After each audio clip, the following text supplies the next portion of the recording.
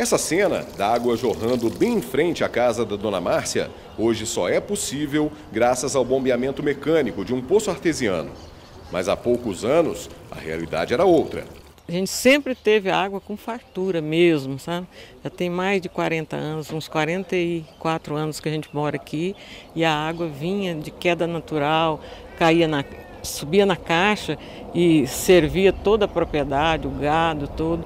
Foi diminuindo, assim, a gente já começou a preocupar, mandamos fazer um poço artesiano e hoje a gente tem em casa água de poço artesiano. O marido dela conta que 3 nascentes do rio Bacalhau, manancial que abastece a cidade de Goiás, nasciam dentro da propriedade deles. O problema é que sem a preservação correta, elas começaram a secar. Desde o ano passado para cá, o ano atrasado, a gente já notou que cada ano ela diminuía um pouco. E foi indo até que esse ano diminuiu bastante. Tivemos que furar o poço artesiano para não ficar sem água aqui. Ele não estava tendo água aqui nem para lavar uma xícara. A realidade que eles sentiram na propriedade chegou até a cidade no ano passado. A antiga capital do estado teve sérios problemas de abastecimento e o Ministério Público resolveu intervir. Convocou audiências públicas e formou um grupo entre instituições públicas e privadas, ONGs e a população para buscar soluções. O primeiro passo, recuperar as degradadas nascentes do rio Bacalhau, principal afluente do Rio Vermelho. A Emater ficou responsável por organizar o projeto. A importância social desse projeto da microbacia do Bacalhau, pelo fato dele ser um manancial que fornece água para a população de Goiás, né?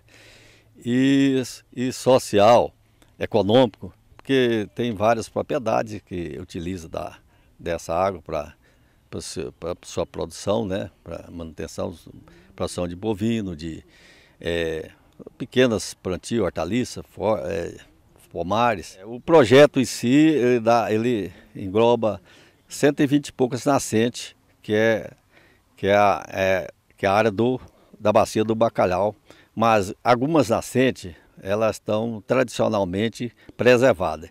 Então a gente vai trabalhar em torno a 50% das nascentes que estão degradadas. O levantamento das nascentes foi feito pelo Instituto Vila Boa dos Goiáses. O Flávio é o vice-presidente da organização e conta que a situação das nascentes estava mesmo muito ruim. A gente fez o levantamento de todas as nascentes do rio Bacalhau e da situação que elas se encontram hoje. Cerca de uns 50% das nascentes hoje elas estão desprotegidas. Ela não cumpre a legislação conforme deveria ser. Bem aqui nesse local onde eu estou fica uma das nascentes. Em vários pontos do solo dá para ver retenções de água, formando uma espécie de brejo. E esse é um dos maiores exemplos de uma área que precisa ser recuperada. Dá para ver no entorno que o pasto para o gado está tomando conta da nascente. E se continuasse assim, sem proteção, em pouco tempo ela se perderia. Isso aqui que era uma água que poderia estar gerando a água, essa nascente que está indo para o rio, com o pisoteio ela acaba que vai desaparecer e vai estar diminuindo o nível do bacalhau, que é o que aconteceu. O trabalho inicial é feito com o cercamento das nascentes. Segundo o supervisor da Emater, parte delas sofre com o pisoteio do gado e a substituição natural da mata ciliar. Certo, na prática, Alisson, a gente vai fazer o fechamento das nascentes. Então, ao redor delas, todas aqui, a gente está fazendo com arame liso, próximo um do outro, para fechar realmente, para o gado não entrar. Então, a gente vai fechar ele, aqui a gente está fechando ele certinho, bonitinho, somente na nascente. A APP, que é ao redor do rio, vai ser posteriormente. Então, a gente vai fechar, e já fechamos aqui nessa propriedade agora, 3 nascentes juntos. Depois do fechamento, a gente está fazendo plantio de mudas nativas, aqui do cerrado principalmente, mudas assim para áreas de reflorestamento mesmo, reflorestamento de nascentes. Então são plantas que resistem à água. Então aqui a gente fez umas plantas mais próximas, 3 tipos de planta. Então são as pioneiras, né, que vão crescer rápido para elas darem sombra e dar força realmente para as outras plantas crescerem. De acordo com a quantidade de árvores, você não precisa nem de plantar, que vai fazendo revegetação espontânea, natural, né? Então aqui por falta de vegetação, tivemos que fazer o plantio. Nessa propriedade, nesse pequeno espaço, menos aproximadamente 3 hectares, tem quase 600 mudas plantadas.